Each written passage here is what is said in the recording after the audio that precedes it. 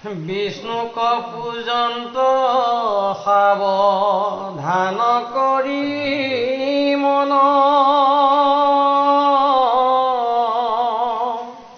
ৰাম কৃষ্ণ আদি নাম কৰন্ত কীৰ্তন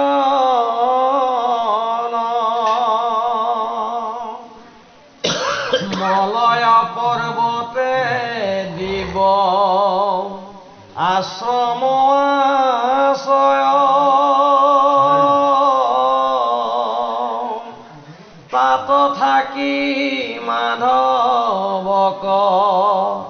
নৃপতি পূজা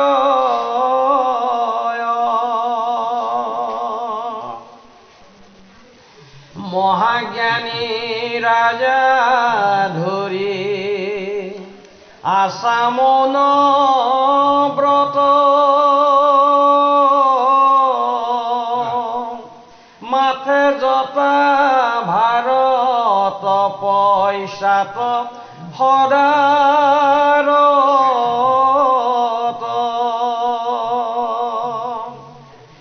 এহি মতে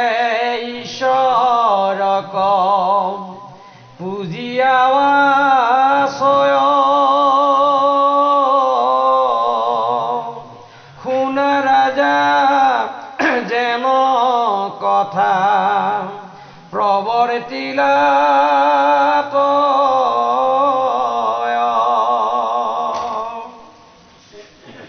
একদিনা অগস্ত্য আহিলা সেই থানে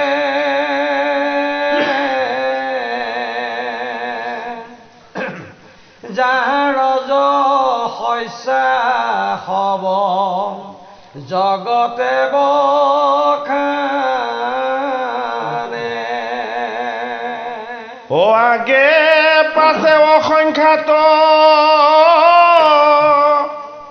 হিছে বেৰি আছে যদি চায় বহি ঋষি দেখিলন্ত পাছে হে মনে বহি আছা ৰাজা ৰহস্য থানত নচালিলা গাঁও নকৰিলা প্ৰণিপাত পূজাই আদি কোনো কৰিলান ৰে স্বৰ দেখি কোপ কৰিলা অগস্ত্য ঋষি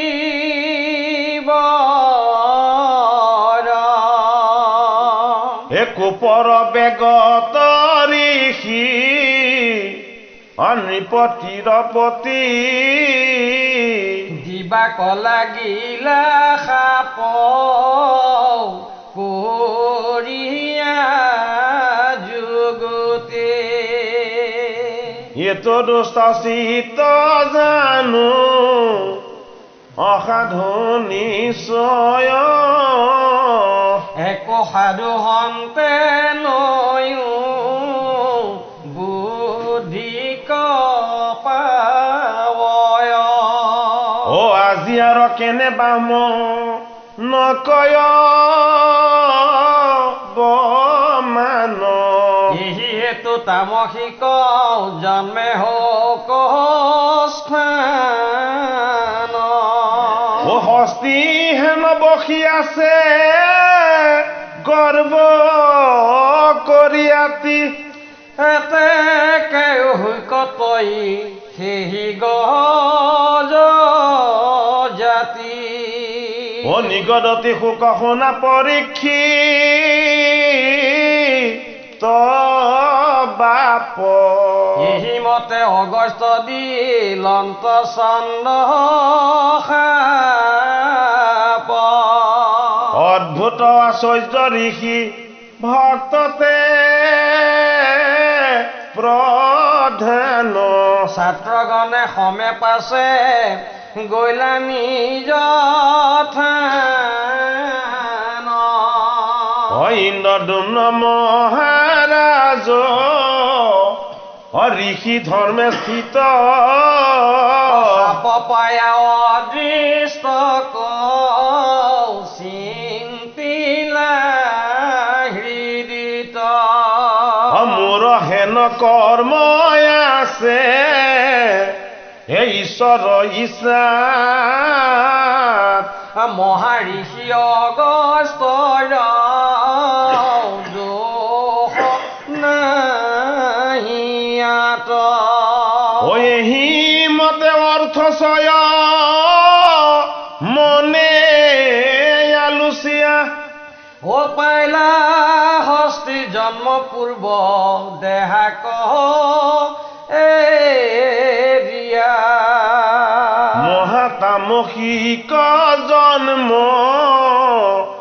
লোভিলা যাওঁত পূৰ্ব জ্ঞান মানে নষ্ট ভৈলে কটাৱত ঈশ্বৰ কৃষ্ণত জীৱা স্মৰণ আছিল গজ জন্ম পাইলা মাত্ৰে সিও নষ্ট ভৈল যদি বোলা কিয় পুনু উপজিল মতি ইহাৰ উত্তৰ শুনি উক সমহিতি অন্ধ আপুনি এহেৰা অদ্ভুত প্ৰভাত দেখা হৰি পূজনৰ ঋষি সাপে গজ যদি ভৈল নৰেশ্বৰ তাহাঁতে স্মৰণ আহি ভৈলাই ঈশ্বৰৰ পূজাৰ প্ৰভাৱ আক জানা নৰেশ্বৰ পৰীক্ষিত নৃপতিক সুখদেৱ ভগৱানে বুজাইছে যে তুমি এই গুৰু সুখদেৱৰ সন্মুখত বহি তুমি যে বৈকুণ্ঠৰ কল্পটোৰ ভাগৱত অমৃত যে পান কৰিবলৈ পাইছা এয়াও তোমাৰ কিমান ডাঙৰ ভাগ্য কি ডাঙৰ ভাগ্য যে এই জীৱটোৰ লগত আগৰ জন্মৰ সঞ্চিত পুণ্য আছে পাৰিষদী ৰূপ পায় বৈকুণ্ঠৰ পাৰিষদ ৰূপত যদি কেনেবাকৈ কোনোবাই কাৰোবাক দৰ্শন পায় কি হয়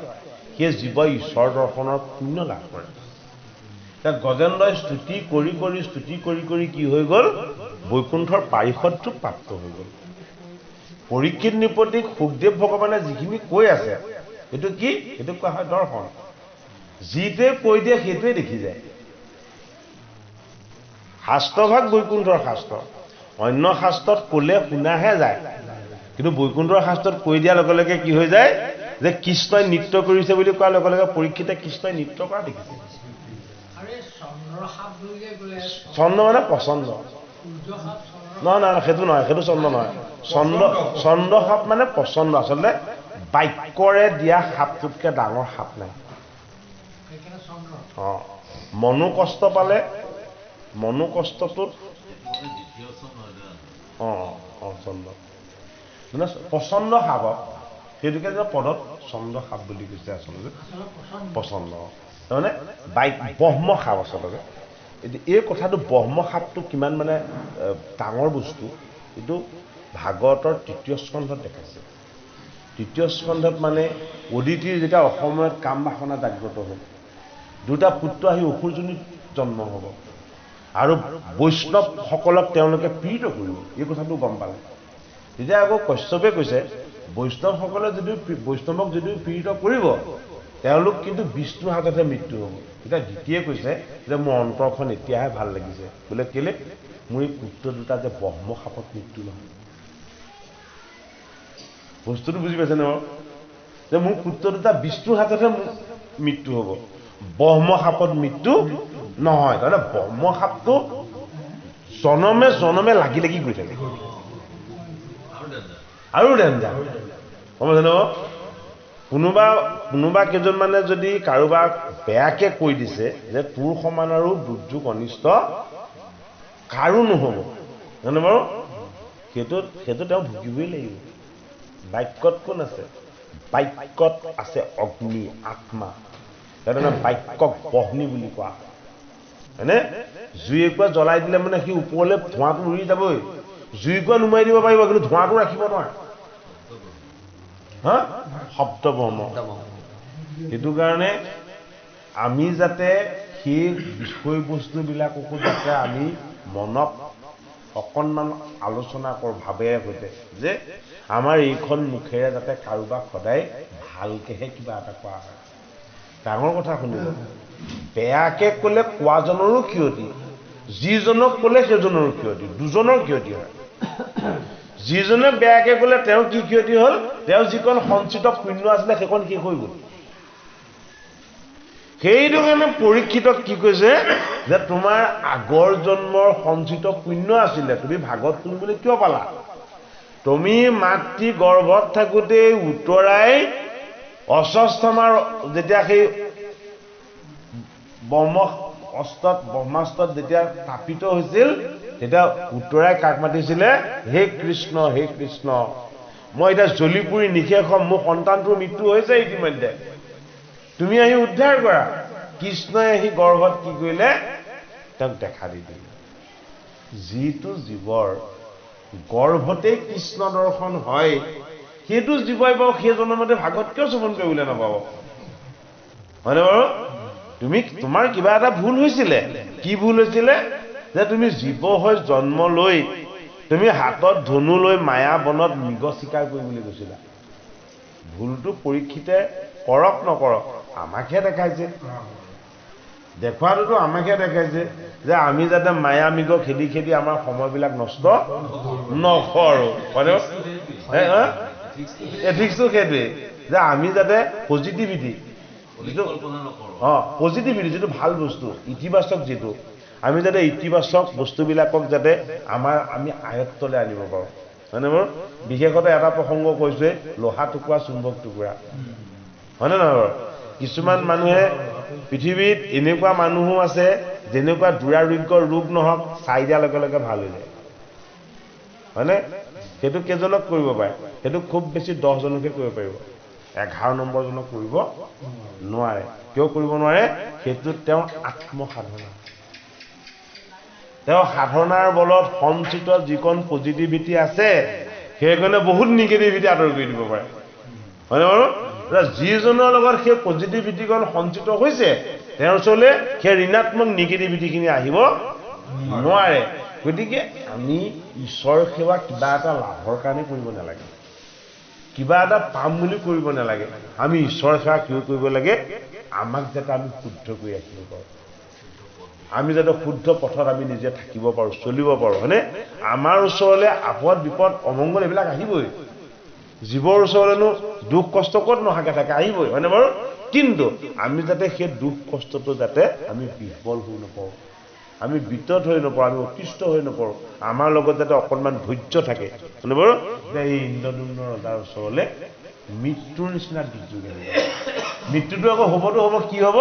লগে লগে তামসজনিত জন্ম হ'ব হস্তিকুলত জন্ম হ'ব হস্তিকুলত জন্ম হ'লেতো ঈশ্বৰক স্মৰণ কৰিব নোৱাৰিব হয়নে এতিয়া পৰীক্ষিত নিপতি সুখদেৱ ভগৱানে কৈছে যে তুমি য'তেই জন্ম নোহোৱা যি যোনিতেই গৈ তুমি জন্ম নোলোৱা কিয় যদি তোমাৰ হৰিত ভকতি হৈছে তোমাৰ যদি অন্তৰ শুদ্ধি হৈছে তেতিয়াহ'লে সেই জন্মটো তোমাক ঈশ্বৰে মনত পেলাব এই কথাটোকে আমাক কৈছে এহি মতে গজেন্দ্ৰ মুকুত কৰিয়া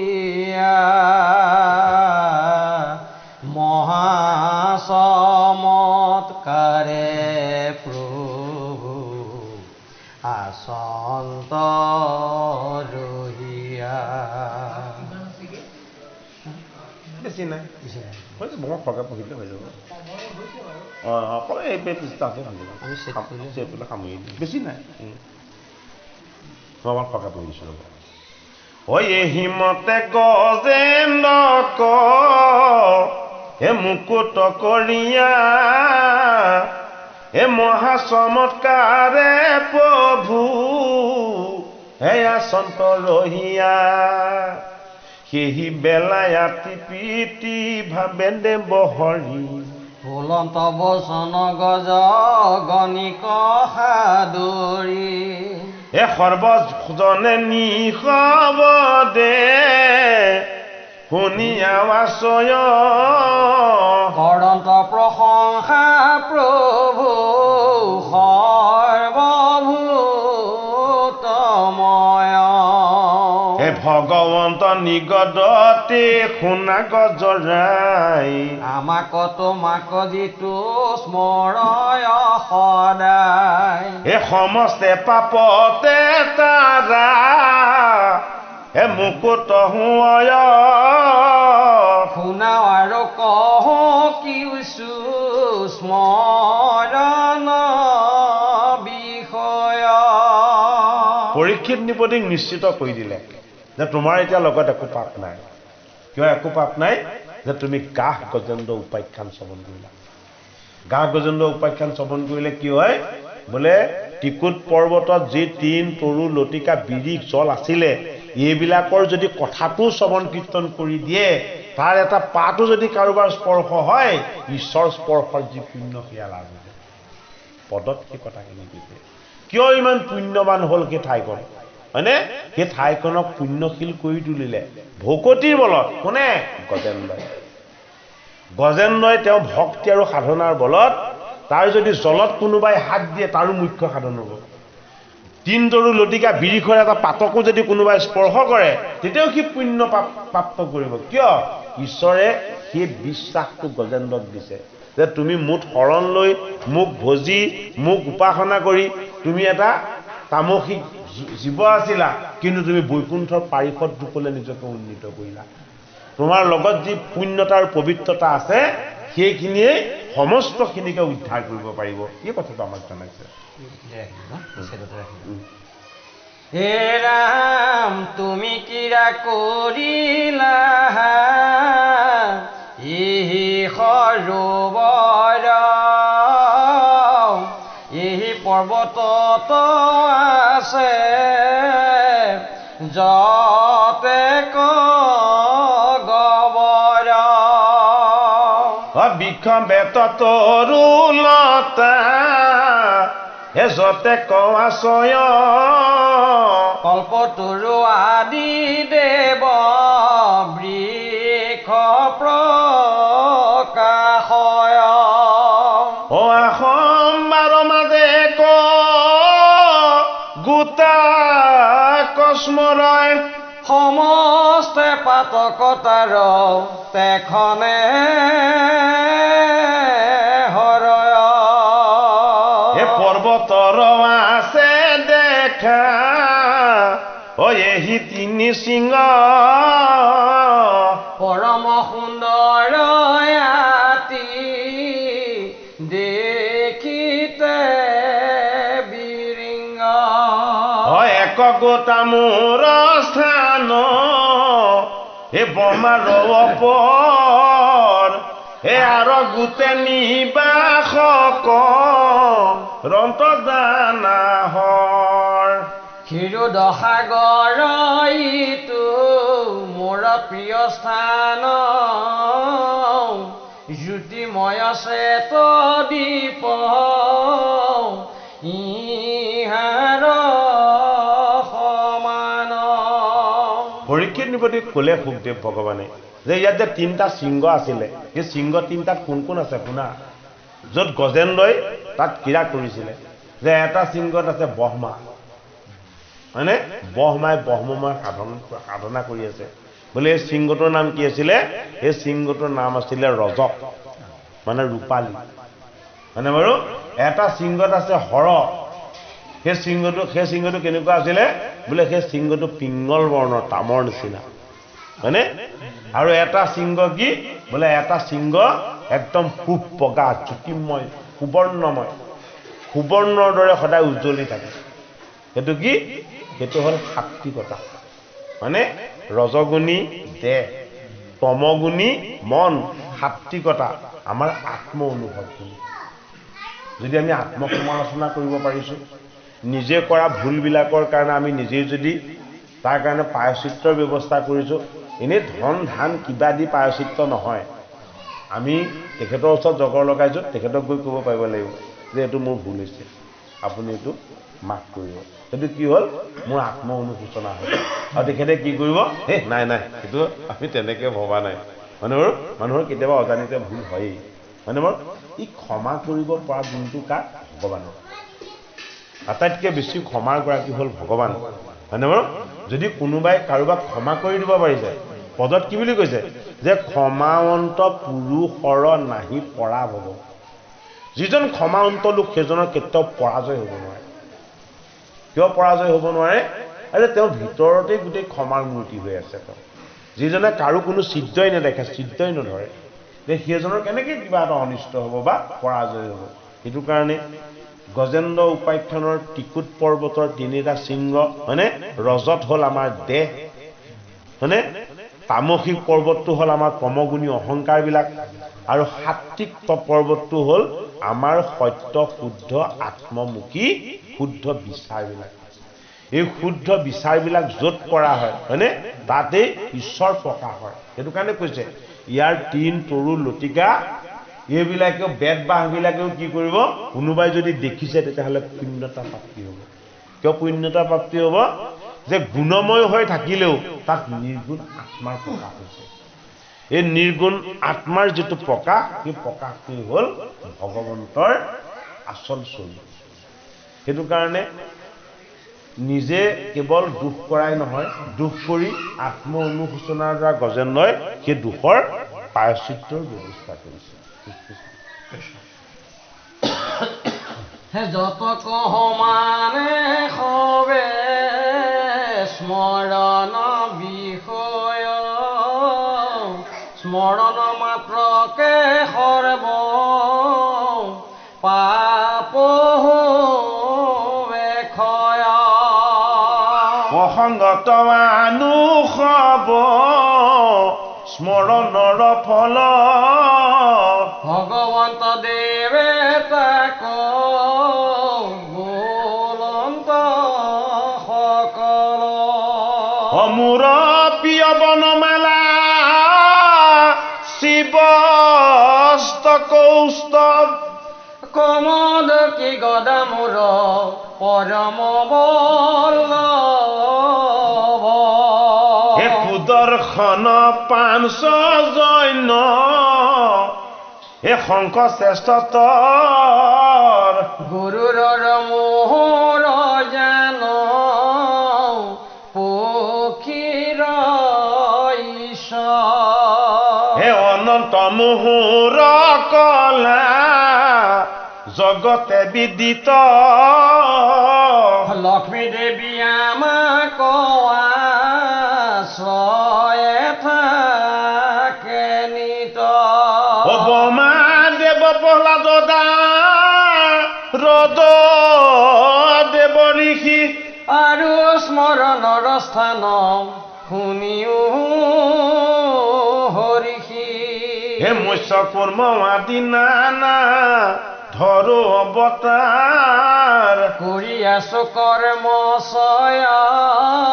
ত্ৰিজগতে একৈক কৰ্মৰ পুণ্য এ সীমা সংখ্যা নাই মৰণতে যত পাপ সবে না সজায় ইন্দ্ৰ চন্দ্ৰ সূৰ্য অগ্নি পৱন বেদ হৰি ভক্তি সত্য ধৰ্ম বাণী দি যাব হে মুতি আদি কৰি আধৰ হে মৰ বিবাহিতা দক্ষৰ নন্দনী সবে মহাপতিব্ৰতা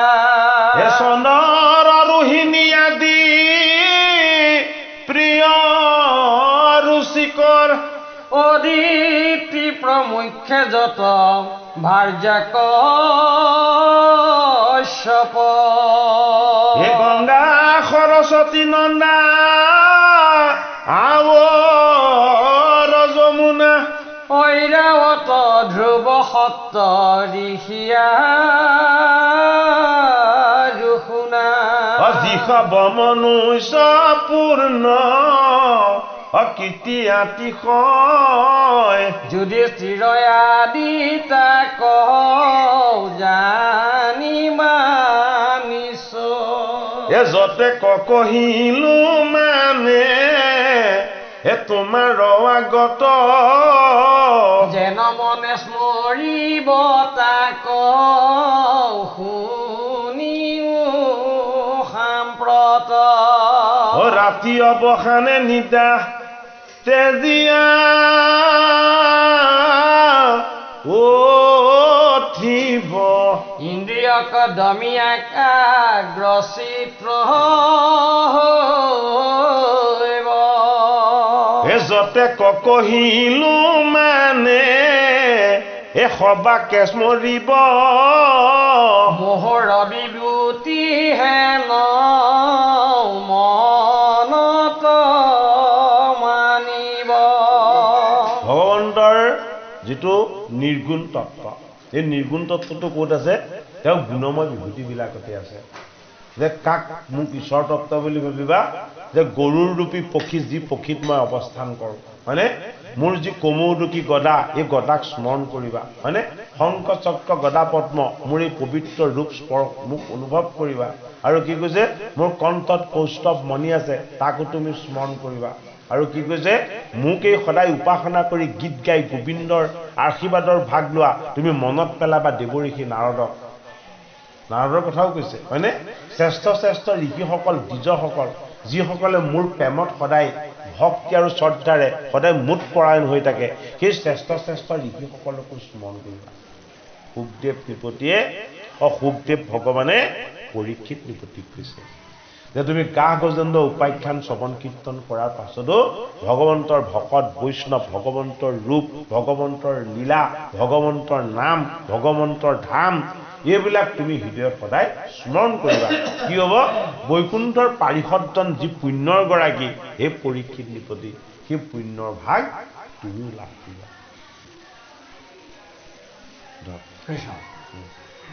হৈবে মুকুট তাত নাহিকে সংশয় স্মৰণ মাত্ৰকে যত পাতে কোৱাশয় ৰাম তা সম্বাদ প্ৰাণহানি হৈবাৰ সময় নিৰ্মল মতি কদেও কহিলো নিশ্চয় পৰীক্ষিত পাছ কথা মন দিয়া হিমতে গজেন্দ্ৰক প্ৰভু দেখিয়া ধৰি পাঞ্চ জৈন শুকিলা মাধৱ সমস্ত বলে মহা মিলিল উৎসৱ হে দেৱতা গণক প্ৰভু আনন্দ কৰাই উঠিলন্ত ভগৱন্ত গৰুৰত হিমতে ভকতৰ গতি ভগৱন্ত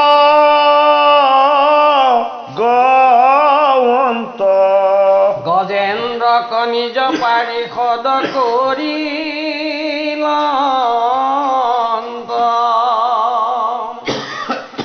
ৰাম দেৱ সিদ্ধ গন্ধৰ্ব আশ্ৰয় যত যত নিৰন্তৰে গাৱে কৰ্ম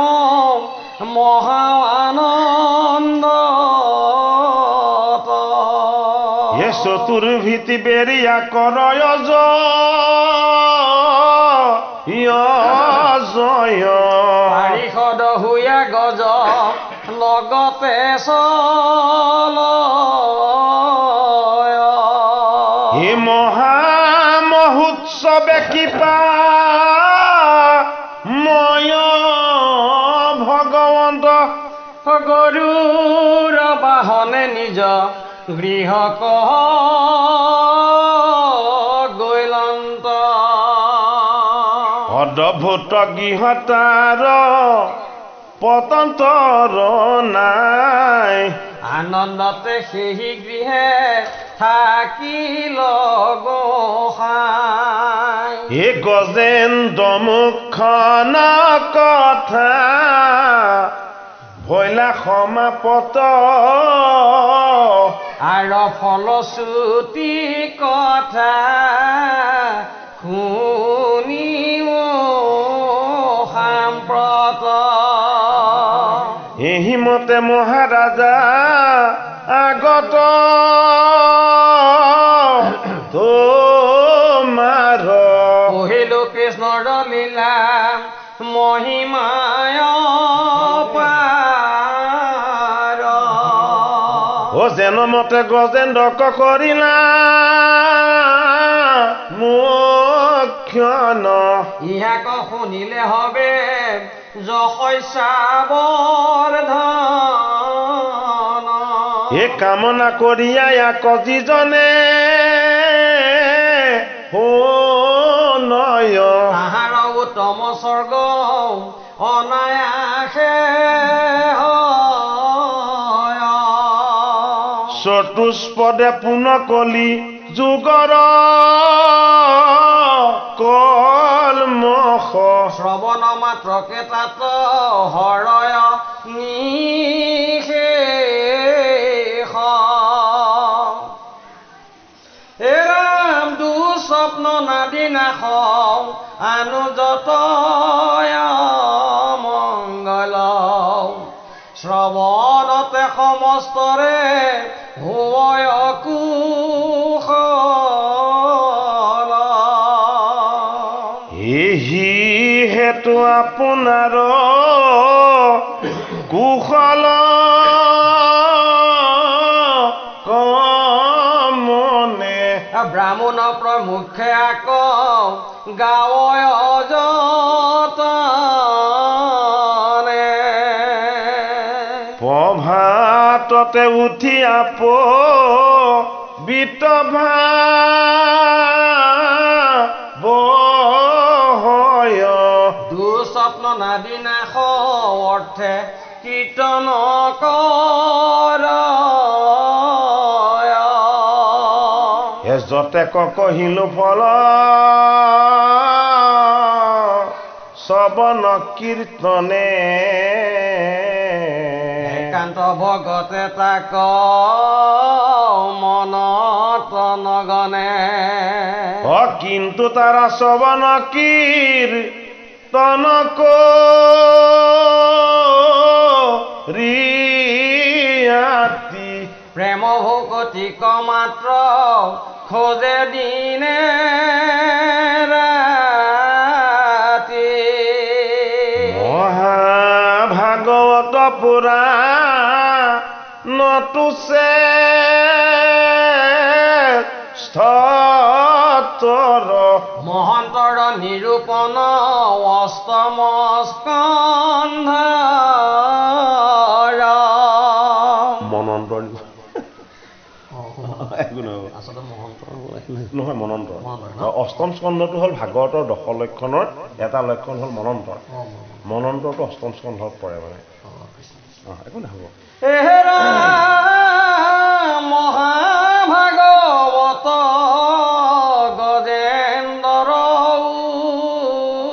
উপাখ্যান চতুৰ্থ অধ্যায় কথা গৈলা এহি মান হৰি ৰাম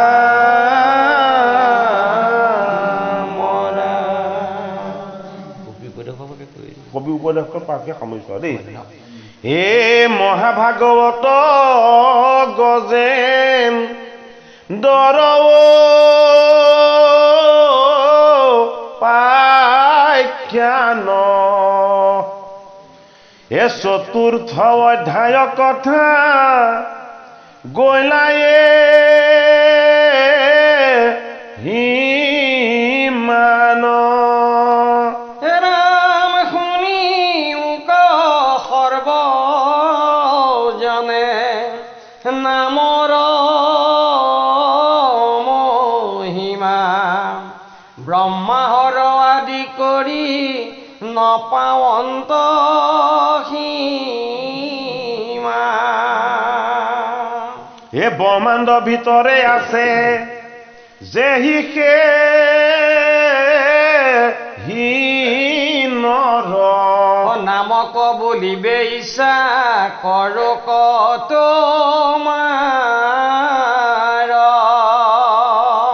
এতে কতে পাপচয় কাম পেট ৰতৰি মহামোহ সবে মান থাকে দুখ কৰে ও মহাত্ৰাসে চিত্ত গুপ্তে নাৰকী কলৈয়া তাৰ অংগ কাটি বেথা কয় যত্ন আনন্দতে ব্ৰহ্মা মধু পৰ্কদ বচয় শতকাৰ কৰিয়া পুনিও খাৱ হে প্ৰভু তজু নাম হে বুলিবে ইচ্ছাত এতেকে হয় কাৰ্য তে মনে সাক্ষাৎ যেবেখে তোমাৰ নাম হে মুখ ভৰি গাৱে তেৱে তাৰ মহিমাৰ কোনে অন্ত পাৱে ও হে নয় নামত মূৰ কৰায়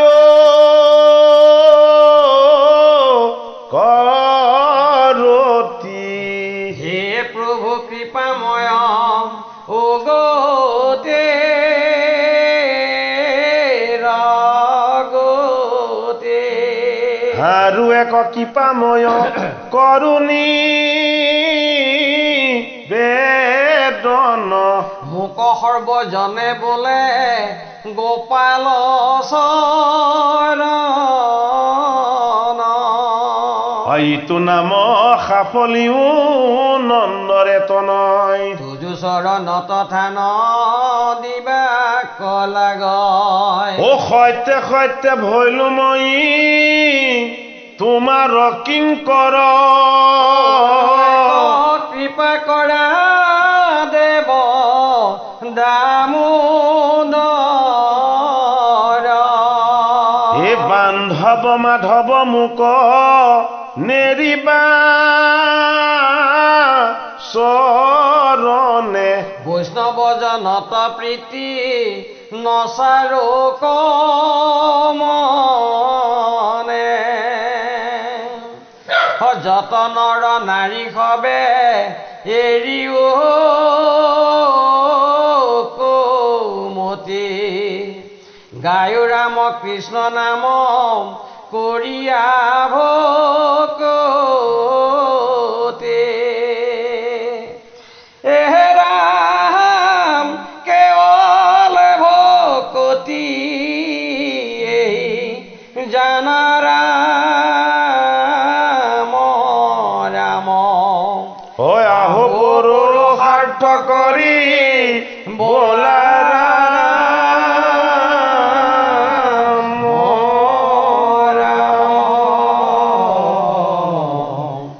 হৰি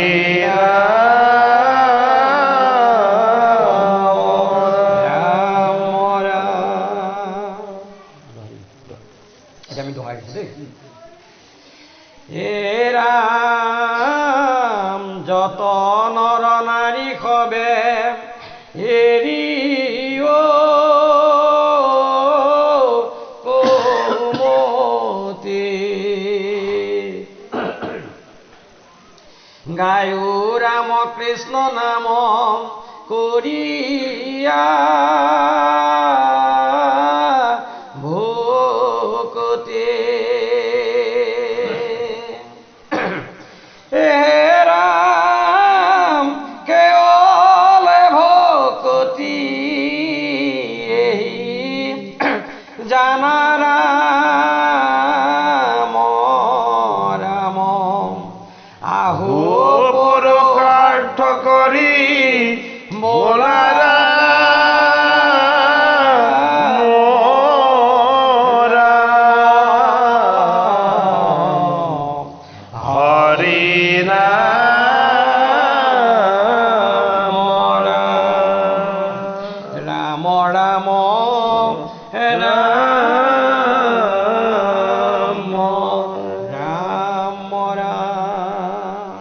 কৃষ্ণ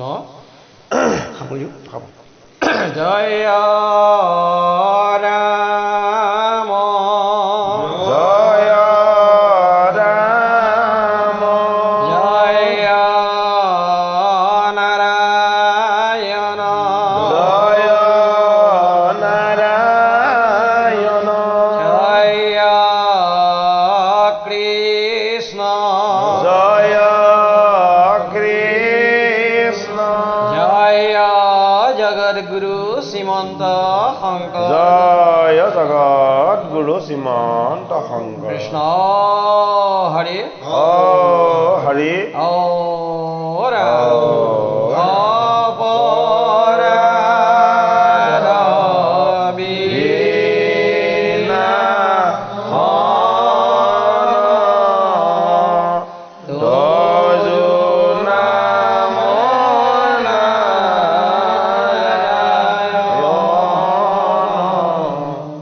জানি নামে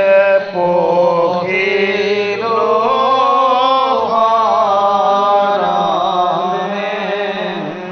আন গতি নাই কে মৰণে অপৰাধ ক্ষমা কৰি তুমি দয়াশীল হৰি মোক ৰক্ষা কৰিও শৰণে ৰাম মোক ৰক্ষা কৰিও শৰণে কৃষ্ণ হৰি ও হৰি ও ৰাম শ্ৰীমন্ত শংকৰ হৰি ভকতৰ জানা যেন কল্পতৰু তান্ত বিনাই নাই নাই নাই আমাৰ পৰম গুৰু ৰাম তান্ত বিনাই নাই নাই নাই আমাৰ পৰম গুৰু কৃষ্ণ কৃষ্ণ হৰি ও